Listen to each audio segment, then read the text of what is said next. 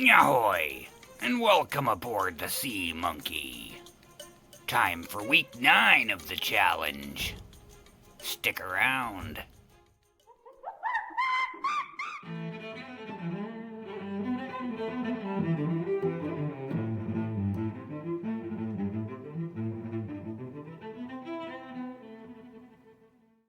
What's up, everybody? That's right, we're back for week 9 of the $15 a week challenge put forth by Cheshire Keith and Heads or Tails Living. I don't have Heads or Tails Living stickers yet, but Golden Spike Stackers has also jumped on board, and we've got a handful of other people who have now joined in on this challenge that I don't have stickers for. Let's see, we've got AU Family Prospecting and Silver Stacking, Miyoshi Bullion, Dissident Aggressor, and Wasatch Wizard have jumped on board. I need to get some stickers from those guys so I can have a proper layout here. I like to have everybody's stickers up front here, at least the people that are participating, up here in the forefront so everyone can take a look at them, and of course links for everybody will be in the description below. Alright, for all my returning subscribers, I'd like to thank you all for joining us again, and if this is your first time here, welcome aboard.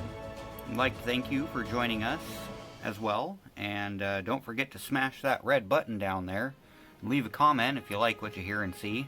Ring that bell to be notified when I upload new content. Anything from mail calls to mint unboxings, there's something for everyone. Alright, on to the $15 a week challenge. Let's see, coming out of last week, I spent $13.25 of my $18.44, so I was coming out of that week with an extra $5.19. So add that $5.19 to this week's $15, and I've got $20.19 to play with. Of that $20.19, I spent $18.95 on this 1966 Canadian silver dollar. Melt value at the time was approximately $17, so I overpaid just a smidgen, but not like the half dollar that I way overpaid for.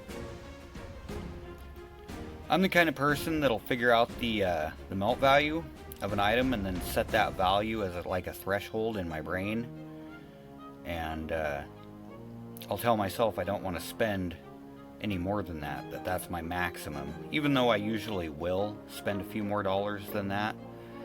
But being a budget stacker, I'm always looking for the best possible deals under melt. After all, you know, the higher premium you pay on something, the more it has to appreciate before you can get any of your money back, and then some. But I digress. Back to the topic at hand, we've got the $15 a week challenge. Here is the 1966 Canadian silver dollar, coming in at just under 10 million minted at 9,912,178. I believe this is the large bead variety, as it features the crown jewel on the back of her head there, in full connection with the tiara. And the A down here in Regina, the apex of the A, points directly at a bead. So, on the small bead varieties, you'll notice that the A will point between two beads. The crown jewel is also well attached on the small bead varieties. However, to identify a medium bead variety, you simply look at the rear jewel there, and if it looks like it's detached, almost floating, that's probably the medium bead variety. It should appear virtually detached from its setting. There can also be varieties with the numbers in the date, some varieties featuring sharp numbers and some varieties featuring dull, blunt numbers. I don't know necessarily if the 66 had those varieties, But I know like the 65s definitely had blunt 5s and sharp 5s. So this is the last year to feature the iconic Voyager design, featuring a French-Canadian tradesman and a Native American in a canoe full of furs, with the aurora in the background. Some varieties don't have a very strong aurora strike, and some also don't feature all of the water lines. Right here by my thumbnail, there can be missing water lines there too. And that's probably due to over polishing of the die, similar to what happens with like the 72 No FG half dollar. Excessive polishing of the die wears the metal down, and you start to lose some of the finer details with the image. So like these light rays right there that are depicting the aurora, they're imprinted into the coin, which means it's a raised part of the die. Over polishing the die will remove those fine details from the die, resulting in soft strikes or loss of details completely. The raised devices on the coin are produced by an indented image on the die. Over polishing of the die can result in softened strike images, or even just a completely soft image altogether. As you can see, there's nice crisp edges around the tree and the canoe, and you can see the detail on the canoe. You can see the straps on the bundles of fur. You can see the markings on the canoe itself. Sharp tree, nice deep aurora lines.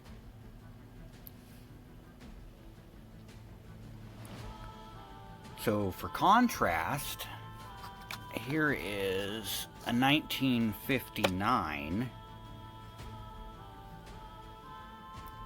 and you can see how extremely soft the strike looks. And we'll compare the fronts, the obverses. You can see a lot softer of a strike. Now bear in mind there's also circulation wear, but the extreme softness around the edges of the strike indicate a highly polished die. You can see how extremely soft the strike looks, and it actually appears to be a combination of heavy die polishing and circulation wear. The rays from the aurora, you can barely see them. They're not very pronounced at all. And like I was saying, those are indented into the coin, which means it's a raised device on the die.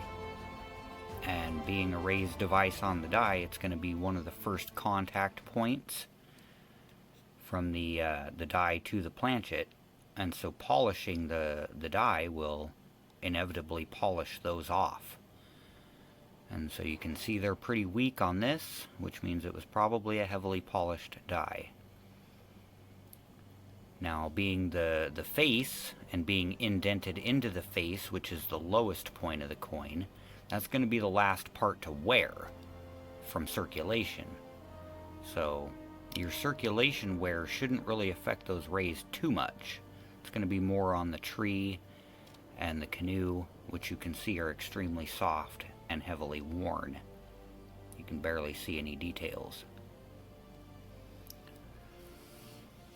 So,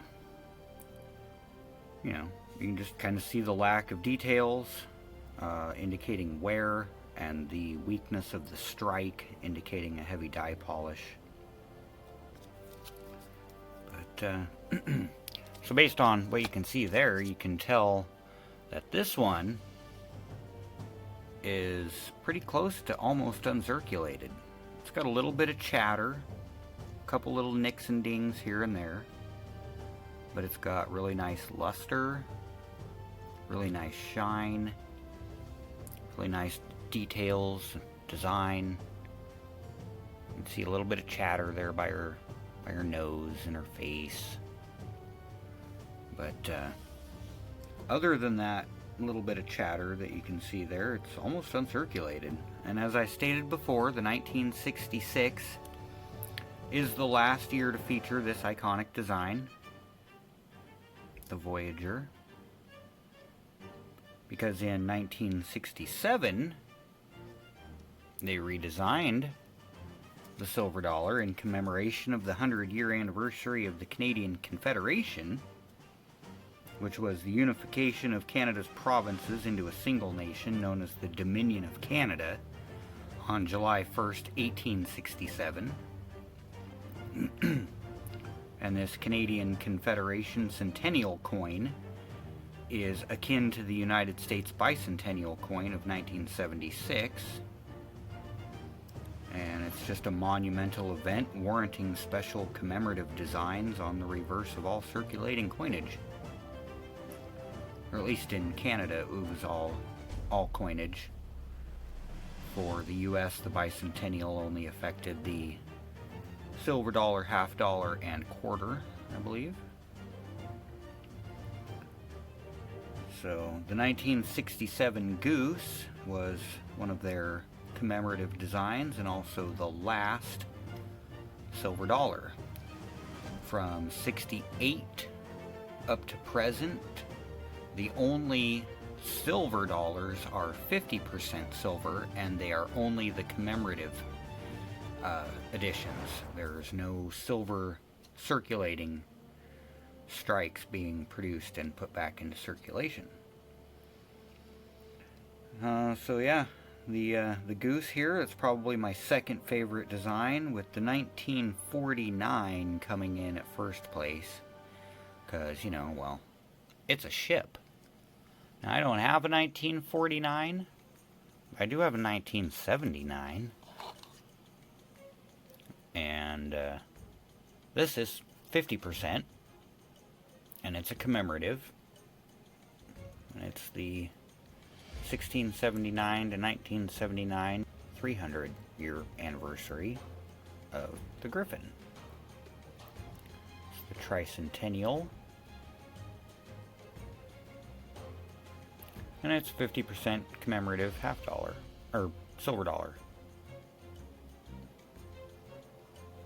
A little bit of toning on that, but really good shape. Alright, so there we have this week's $15 a week challenge. And I will be adding, this was a gift from Millstacks, so that's just kind of out here on display. But this will be going in there. Where's my little envelope-y thingy? There it is. Alright, so I got my little flippy-dippy thingy. And we'll stick this in the flip. And we'll stick it in the box with everything else. There we are. Week 9 of the $15 a week challenge is done. Can't believe it's already been 9 weeks. That's crazy. It doesn't feel like you're spending that much money on silver when you're spending it at $15 a week. But I went back and I calculated all my purchases together, and it surprised me how much I've spent. So let's just put it that way. Don't feel bad spending $15 a week, because $15 a week is $60 a month. And you can actually pick up a decent amount of silver for $60 a month. And at $60 a month, it adds up. So yeah, stacking on a budget. That's how you do it. You don't get necessarily the best deals, but you can find some amazing deals. Like, I'll give you a sneak preview. I picked up this stack of 7 coins here, which will be next week's challenge, for like $12.50. So sometimes you can find really good deals. And it was only $12.50 shipped. You're probably gonna smack yourself. I smacked myself. I was like, is this real? Did that just happen? I gotta pinch myself. Alright guys, that's everything I got for you today. I appreciate you watching, appreciate you joining me, and I hope everyone has an excellent evening, morning, afternoon, and the like. Wherever you are, whatever time it is, I hope you're having a good one. Love you guys. Thank you all. Have a good night, and God bless.